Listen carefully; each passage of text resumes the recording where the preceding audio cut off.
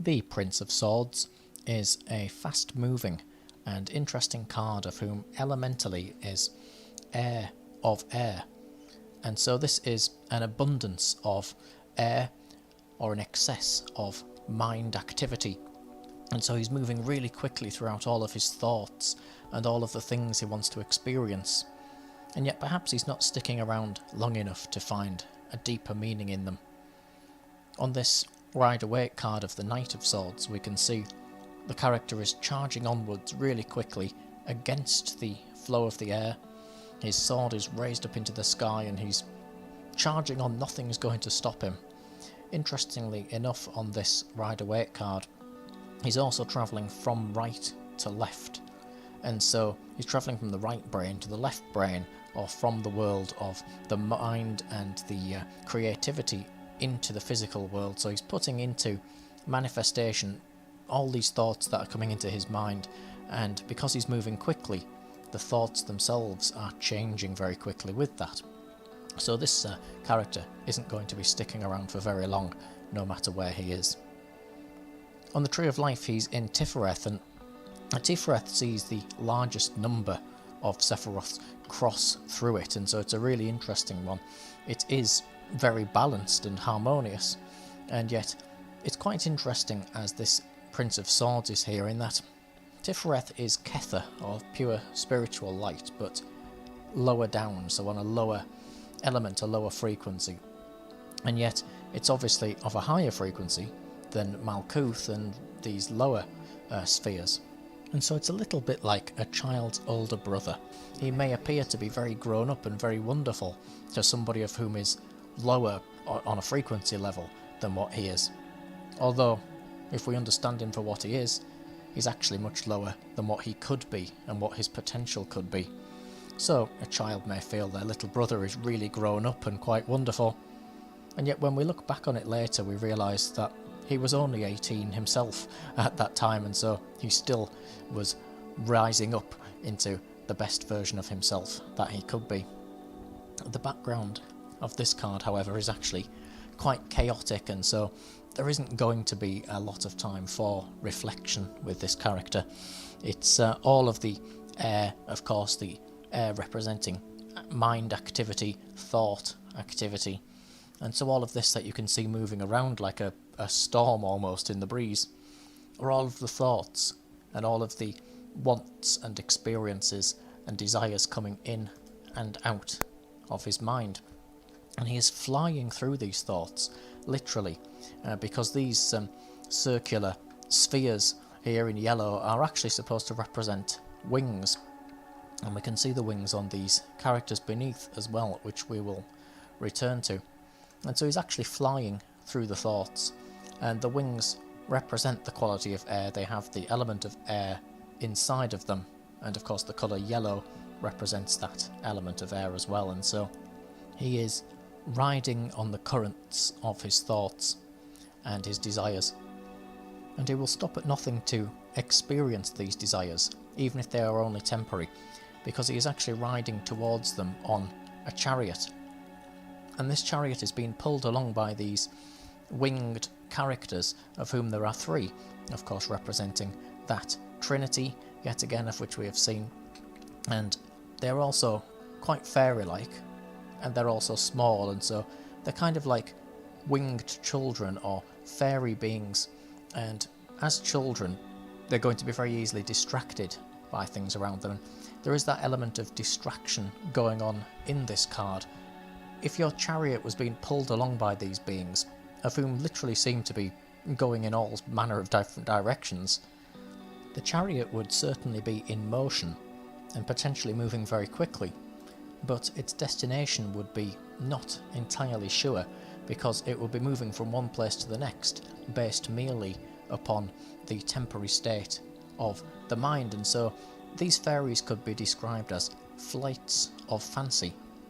They are a perfect representation of those thoughts that come and go in our mind. And so for people of whom try to meditate, they often say, I can't meditate because there's all these thoughts coming into my mind, very mundane things like what to get for the shopping, and I need to wash the pots and things like that. And Of course, this is the activity of the mind which distracts us and pulls us into different tangents, and people see it perhaps perfectly with today's world, where they go on the internet to look up a specific thing, and 3 hours later they're reading about something completely unrelated, because they have allowed themselves to be pulled along in their chariot by the whims and flights of fancy of the mind. They have essentially let these small, energetic children pull their mind along. They haven't taken control of the reins and said, this is where I'm going, and that's going to be it. And so, of course, spiritually speaking, that can be a bit of a problem, because you're not actually aiming to a particular goal. And yet, in some ways, he is aiming towards a goal. He just doesn't stick around long enough to see it fully come to fruition. And so you can see he's got a sword held in his right hand, and the colour of this, being that orange or yellow, is again that element of air and the element of the mind. And so this sword is the idea. Of course, it's the dream, the desire, the want of which comes into the mind, because it is on the right hand side, that space of creativity and intellect. And so this is the actual forming of what he wants to experience. It's that little voice in his head that says, go over there and do that. And yet, in his left hand, he holds the opposite for this, of which is actually a scythe or a sickle. And this represents Saturn and death and Father Time and all those things that we've seen over on the Major Arcana, for example. And so he's creating things, and then he's destroying them. And so he's actually going all out to get to wherever he wants to go, and then when he gets there, he says, right, I've seen that. Doesn't mean anything to me, I'm going on to something else. It could be described as a type of frantic and never-ending search for something perhaps subtle, of which you would need to actually invest more time in to uncover. And so it reminds me a little bit of how some people hop from different religion to religion, and they only stick around for a short period before thinking there's nothing of value in it. And people of whom do things like hill bagging, where they climb up to the top of hills and say, right, I've done that one, and move on to another. They don't slow down and literally stop to smell the flowers, so to speak. And roller coaster cred counting, people who visit theme parks just to tick off that they've done all the different rides, instead of slowing down and actually experiencing the magic and the experiences of which are available to them. But they have to go slower. They have to stop that chatter of the mind and say, this isn't just something to be ticked off. It's something that could actually have that spirit within it, and that answer of which I seek, if I would only give myself and it the time to communicate it to us. And so this prince really is a bit like that. He's going off all over the place, and if you met him, he would be really energetic and he'd be really passionate. But then when you come back to him, he's already moved on to something else. And that's because he's not grounded. His chariot is literally floating through the air, and because of these fairies moving off in different directions, they could be blown off course very easily because of the change in the air. And so he might not even get to where he was originally going in the first place. And yet his mind is occupied with the comings and goings of experience, and that's why he has this helmet or crest upon his head in this deep orange or yellowy colour. This is said to bring us back to Tifereth, and so upon his head is that sphere where all of the different experiences of the universe are crossing through and coming and going. And he wants to experience them all, even if only for a short period. The entire card is quite jagged and geometric in its patterns, and this brings us, of course, to that large central pattern upon the card, of which represents Hod, because it has 8 separate sides to it, if we were to view it in its full 3-dimensional form. Therefore, it would represent the intellect, and also the taking hold of energy and moulding it into separate forms of which we can identify. So it's like getting hold of clay and creating separate things out of it.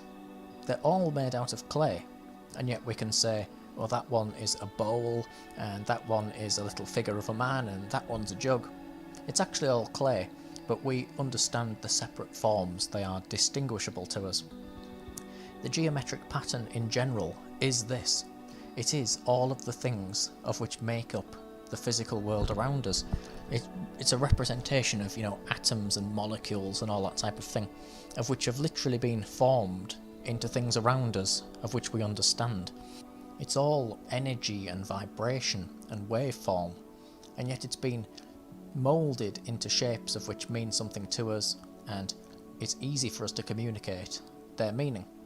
Here is, in many regards, the true meaning of this card, in that because he's moving so quickly throughout all these things, he doesn't actually see that there is that core to them, and that they're all made out of those same geometrical shapes, of which of course are, at their core, Kether, spiritual light, and all literally the same thing. And so when you get this card, it can really say you need to slow down and partake in the lessons and the deeper experiences that we can learn from all these things around us, instead of just skimming by them on a surface level. And this prince, if we were to meet him, might be able to explain very well and very quickly how something works and how it all fits together, but not what it actually means, either on a personal or on a societal level, so to speak. And so the card could say that the ideas in our lives perhaps need extra time to develop. By merely planting our ideas and watering them for a time before abandoning them, they will never have enough time to bloom. And if we don't give them enough time to grow and to bloom, we will never actually be able to see their colours, because by the time they have come to show us their wonder, we've moved on to something else, and the lessons of which we could have learned, we have left behind us.